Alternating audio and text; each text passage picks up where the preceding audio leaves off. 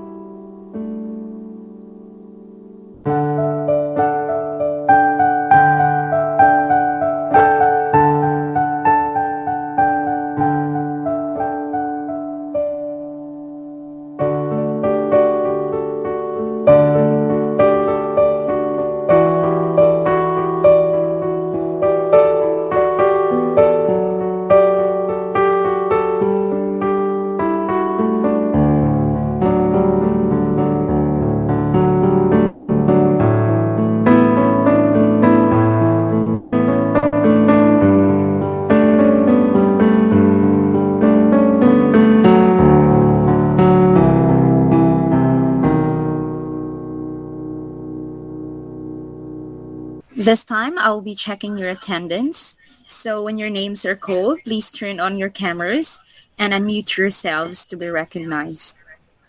So, we have Mr. Anthony Brian Moyet, Yes, ma'am. Miss Jean Palalon. Present, ma'am. Okay, thank you. How about Mary Cristaneo? Present, ma'am. Okay, thank you. And we have Mr. Brett Musete. Present, ma'am. Thank you. So, since nobody is absent for today, this time I will be sharing to you the class rules. Okay, so here we are. We have our virtual classroom rules. So, who wants to read the first bullet for our classroom rules? How Ma'am, about, there you go, Mr. Brian. Can you read the first bullet for our virtual classroom rules? mute your microphones when you are asked to talk to avoid creating nuisance to the class. Okay, thank you, Brian. So, how about the second bullet? Can I have Miss Mary Cristaneo? Avoid making unnecessary movement like eating, roaming around, or playing if your camera is turned on in our class. All right, so thank you so much, Miss Taneo. So for the third bullet, if you wish to talk in the middle of our discussion, say excuse me, state your name and your concern. How about the fourth bullet? Can I request Mr. Brett Nusete to read? Respect both your classmates and your teachers' ideas at all times. Okay, thank you so much, Mr. Brett Nusete, for reading our fourth bullet. And for our last classroom rules, we have please observe proper online class etiquette while attending our classes. All right, so is it clear to you, class? Yes, ma'am. Okay, Yes, ma'am. so thank you for that. So, since you have no more questions regarding our class rules, let me present to you first our lesson objectives before we traverse to our proper lesson. At the end of the lesson, the students should be able to first identify the types of clauses in a sentence correctly. Second is to construct dependent and independent clauses appropriately. And lastly, we have appreciate the structure of clauses and its type through an activity called What Am I? So, are the lesson objectives clear to you, class? Yes, ma'am. Yes, All ma'am. right, so thank you so much. Since our lesson objectives are clear too, I think it is now high time for us to start our lesson with a game. So this is just but a review of the topic that you have during your elementary years. So I know you're very familiar with this. So let me start the game for you. So can everybody please proceed to quizzes.com. Okay, I have sent to you here the link for you to enter. And together, let us start the game. So, are you ready, class? Yes, ma'am. Okay, so thank you so much. I think all my students are now ready. So, is anyone in the dashboard now? Like, let me check the dashboard first.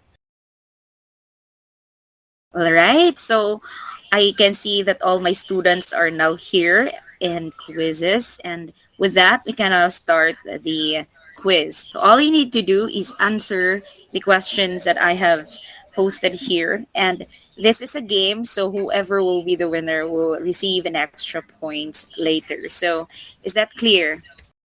Okay, since I think silence means yes, then let me Yes, ma'am. start the game. All right, thank you, Brian.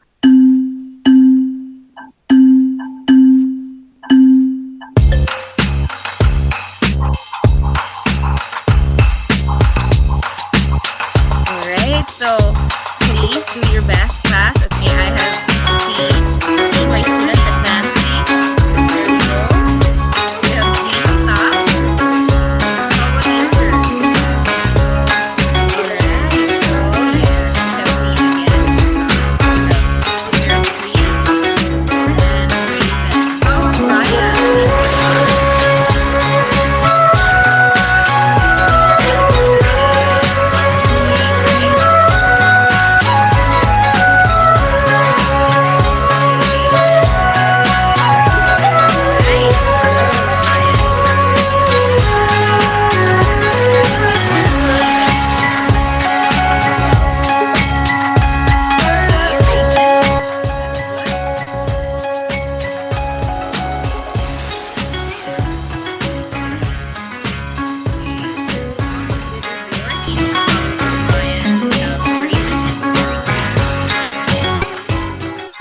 Okay, and we have our winner. So for the first, we have Jean Palalon. Our second is Brian. Yes, so there we go. Thank you so much. So far, how was the activity for you? Enjoyable. Very good. So you were able to enjoy. So thank you so much for participating. So you really answered well during the activity. So I think you really have the prior knowledge with regards to the game that we have earlier. So, yes. With that, what do you think will be our lesson today? Anyone? Jean, what do you think will be our lesson for today based on our activity? I think our lesson for today, Mom, will be the types of clauses. Thank All you. right, so the types of clauses. How about the others? Do you have any guess? Thank you, Jean. About identifying clauses. All right, so identifying clauses or the types of clauses. Very good, class. So, our lesson for today is about identifying the types of clauses or the types of clauses. So, who can read the definition of clauses? Volunteer? Okay, we Onwards, have ma'am. Jean. No, just read the definition of clauses on your screen. So we have Jean. Thank you, Brian. You may read next. Okay, Mom. Clauses. A clause is a group of words containing a subject and verb. There are two types of clauses in English. All right. So thank you so much, Jean, for reading the definition of clauses. So, yes, a clause is a group of words containing a subject and a verb. So, you are familiar with clauses, right? Yes, Brian. Thank you. We have two types of clauses in English. So, who can guess that the first type of clause in English? Any guess? Ma'am, Yes, Brian? independent clauses. Independent clause. And the second one Dependent. is Dependent dependent clause. clause. Yes, okay. So the two types of clauses in English are the dependent clause and the independent clause. So, who can read the definition of independent clause? Can I have Ms. Taneo to read the definition of independent clause, please? Independent clause.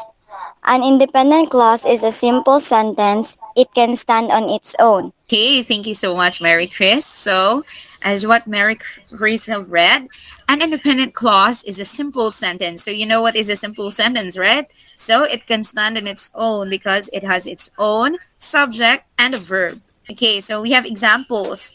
Can I have Mr. Brett Nusete to read the first example for independent clause? She is extremely hungry. Okay, so thank you so much, Brett. So she is extremely hungry. So as you can see, the sentence here has its own thought and it can stand alone. On sa So she, yes, very good, Brian. So she is extremely hungry. So as you can see in the first sentence, it is Subject and a composed verb. of a subject and subject, verb, and verb. it can stand alone. So it is an example of an independent clause. How about the second sentence, Mr. Brian? I am not feeling well today. Okay, very good, Brian. So I am not feeling well today. So we have the subject and verb, and it has its complete thought. So it is an example of an independent clause. Thank you. Okay, so how about the second type of clause? We have the dependent clause. Miss Jean, can you read the definition of dependent clause for dependent clause, please? Dependent clause. A dependent clause cannot stand on its own. It needs an independent clause to complete a sentence. Okay, so thank you so much, Miss Jean, for reading the first bullet. So, the second type of clause is the dependent clause. So, as we can see, a dependent clause cannot stand on its own. So, while the independent clause can stand on its own, it has its own subject and a verb. The dependent clause is the complete opposite. So, it needs an independent clause to complete a sentence. And dependent clauses are often introduced or linked to the independent clause by what we call the subordinating conjunction. So, are you familiar with subordinating conjunctions, class? Yes, ma'am. All Yes, right, ma'am. so very good. So, since you are familiar with the subordinating conjunctions that we will use in connecting or linking our dependent clause to the independent clauses, then let us learn or let's have a review on the different subordinating conjunctions that we can make use of. All right, so here are the samples of subordinating conjunctions. So, we have after, although, as, we have as if, because, before, even if, even though, if, in order to, since, though, unless, until, whatever, when, whenever, whether, and while. Please take note that these subordinating conjunctions are just examples of the many subordinating conjunctions that we can use in order for us to link our dependent clause to our independent clause so that it will make up a sentence. So please take note of that because that will come out on your examinations later. All right, so for the examples of dependent clause, can I have Miss Taneo to read the first example? Examples. When Jim studied in the sweet shop for his chemistry quiz. Okay, thank you so much, Miss Mary Chris, for reading the first example. So, okay, let us read again. When Jim studied in the sweet shop for his chemistry quiz, and then it just stopped there. So, what happens next? We don't know what happens next because there are no following words that complete the sentence. So, that makes it a dependent clause because it does not have complete thought and it is also introduced by a what again? Coordinating conjunction. All right, so it is introduced by a subordinating conjunction. So for the second example, although my mother is hungry, and it now follows an ellipsis, which means that there is something next to the sentence, but it is not complete. And again, it is also introduced by a subordinating conjunction, although. So as we can see, this example is of a dependent clause. Okay, so here are sentences. These are complete sentences, and what you are going to do is you identify which of these parts of sentences are the dependent and the independent clause. So is that okay for you, class? Are you good? Yes, ma'am. Yes. All right. So thank you so much for your participation. So let me now read to you the first sentence. So, before they ate breakfast, they passed the gym. For the first bullet, can I have Miss Taneo? Where do you think is the dependent and the independent clause of the sentence? Before they ate breakfast is dependent class, and they passed the gym is independent class. All right, so thank you. Before they ate breakfast is our dependent clause because it is introduced by a subordinating conjunction before.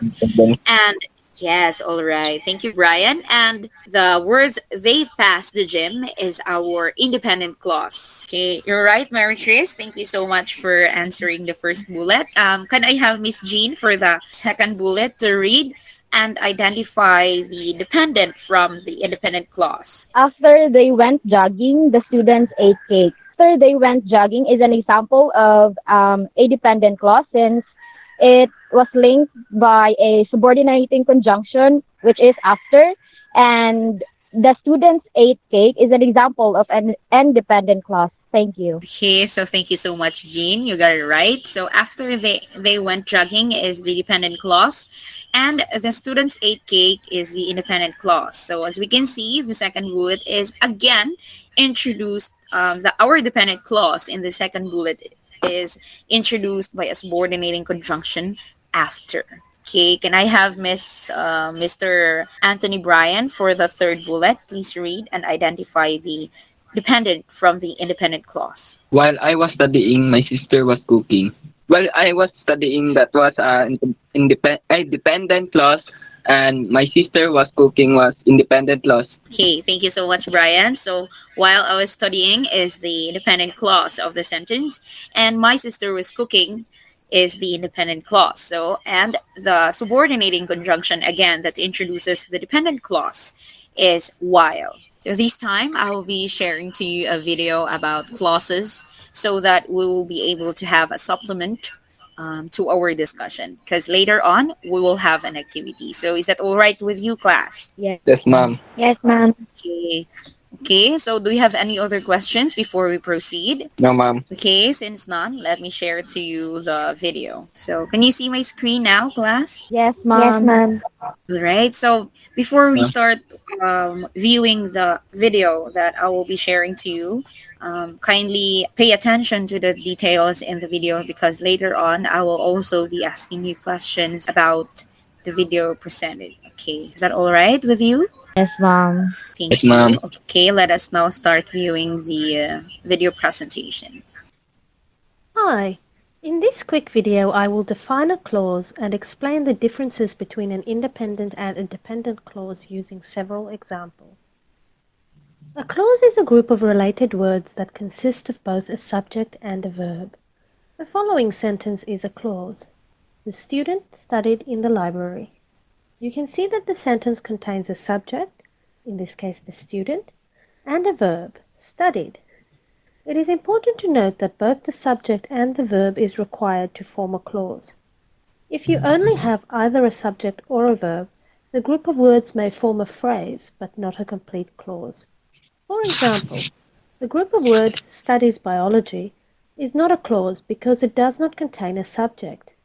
To be a clause, there needs to be a subject in the sentence. You need to identify who it is that studies biology. For example, a complete clause would be Jane studies biology. Clauses can be independent or dependent. Understanding the difference between independent and dependent clauses can help you to avoid fragments in your writing and to vary the lengths of your sentences. This helps you to improve your writing and can also make your writing sound more academic. An independent clause makes sense on its own. It is a complete thought. In other words, an independent clause is a group of words that can stand alone as a complete sentence. Here are two examples. The teacher explained the difference between an electron and a proton, and the research demonstrates that the new vaccine effectively eliminates viral load in patients. Each of these sentences form a complete thought and can stand alone. Therefore, each of these sentences represents an independent clause. A dependent clause is not a complete thought and needs more information to be complete. In other words, a dependent clause cannot stand alone as a complete sentence.